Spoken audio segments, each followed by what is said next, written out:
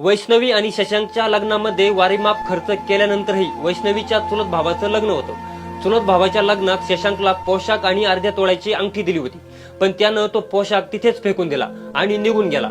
यातच 16 मे 2025 रोजी वैष्णवी आणि शशांक मध्ये वाद झाला आणि माझं वैष्णवीशी भांडण झाले, तिला तिच्या बापाला सांग घरी घेऊन जायला असं म्हणाला। त्यानंतर वैष्णवीच्या त्या भावाला 2-3 वेळा शशांकनं फोन केली, पण त्यांनी काही फोन उचलला नाही। त्यानंतर दुपारी 4 वाजेच्या सुमारास शशांकनं पुन्हा फोन केला की वैष्णवीने फाशी घेतली आहे, तुम्ही बावधनच्या चेलाराम हॉस्पिटलला या। यावेळी वैष्णवीच्या माहेरचे चेलाराम हॉस्पिटल या ठिकाणी गेले, तेव्हा वैष्णवी बेशुद्ध अवस्थेमध्ये बेडवर पडलेली होती।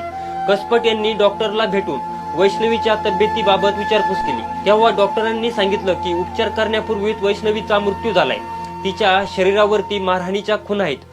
वैष्णवीच्या दोन्ही हातावरती, दोन्ही मांडीवरती, पायावरती, पाठीवरती, अगदी डोक्यावरती जखमांच्या खुणा होत्या।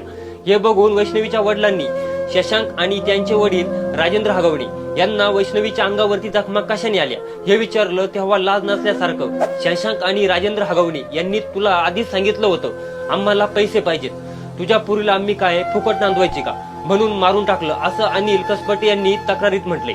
अजित पवार स्वतः त्यांच्या लग्नात आले होते, तेव्हा त्यांनी फॉर्च्युनर गाडी बघून ही गाडी यांनी मागितली की तुम्ही दिली असा खोचक सवालही अजितदादांनी केला होता।